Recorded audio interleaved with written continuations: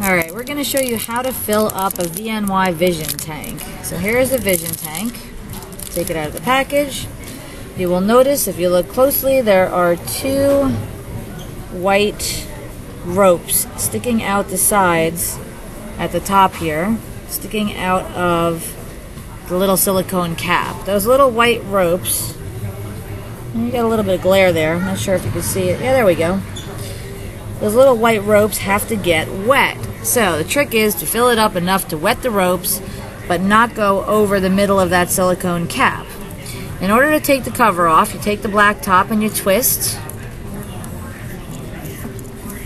After you twist it a couple times, it'll wiggle right out. Don't want to lose the silicone ring on there because that actually keeps it from leaking. So you take your plastic top, put that down, and you want to fill it up. When you fill this up, you have to hold it on a 45-degree angle. If you don't, it ends up going down the center hole. If you look in the middle, you'll see a little hole down there.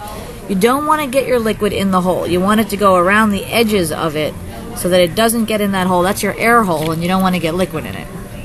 So we hold this on a 45-degree angle, and you put your liquid facing straight down, up and down. Because when you squeeze this, you want it to drip around the outside of that rubber stopper, and you'll see it filling up the bottom as it goes around the outside of that silicone cap. Now again, you want to fill it midway up that silicone cap so that it covers the ropes.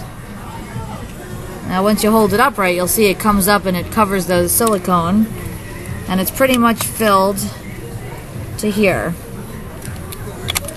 Now once that's filled, you got to take your cap, put it back on top, and then twist it to screw it in so it seals so it doesn't leak. Now once this is screwed in, you want to hold it upside down, and you'll see a whole lot of bubbles and stuff coming up around the edges where the rope is. So you want all these bubbles to come out. You want to let it get completely soaked. Now those ropes extend into the middle of this metal center pin, so you want to let all of the liquid go into the center there to get nice and wet. You can actually see now that it's wet, the rope disappears, and you can see the little black hole where that rope is going into, and you want the liquid to go inside of there. So you're going to let that soak. Now once this is filled, you want to leave it sitting. You can put it on the battery. But once it's on there, you want to leave it sitting upside down for at least 2 minutes. If you don't, it's going to end up getting burnt. So you want it to be soaking for a while so it doesn't get burnt. The coil is actually wrapped around that white rope that was in there, and if the coil gets too hot and the rope isn't wet, it will burn the rope, and then it tastes like burnt crap. So let it soak in, let it get nice and wet, leave it for about 2 minutes. Now once it's completely soaked in, you should be able, I'm in a mess of that battery dropping it, you should be able to take a puff. Now if you take a puff and you don't get any vapor or it doesn't work, it may mean that your center pin needs to be adjusted. Sometimes if the center pin gets pushed down too far by the center pin in your battery, it will not make any contact. Now the center pin is this little piece right here, right around, I don't know if you can see that, right around the hole. So if you look inside, you'll see there's a ring around the hole, and then there's a little tiny ring where the hole is, the metal tube that the hole is in. If you grab the edge of this hole right here and you pull up a little bit while you twist, it'll pull it out a little bit.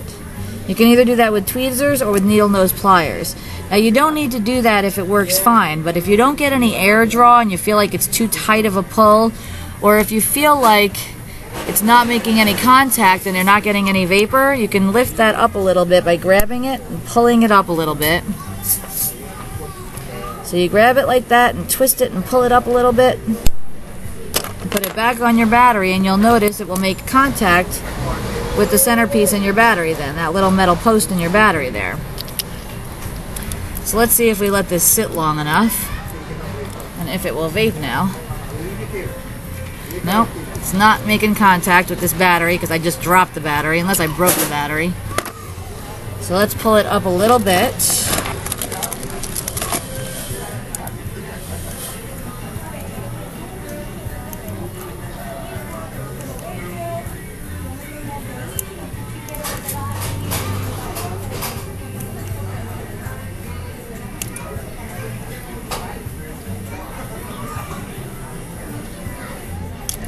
Now you'll notice that the centerpiece is sticking out a little further than it was before, sticking out of that metal ring.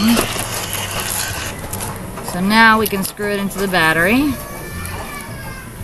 And you don't want to make this too tight. If you make it too tight, it will push it right back in. So you want to screw this on just till you feel a little bit of pressure that it's touching. If you over tighten it here, it's going to push it right back in and it won't make any contact.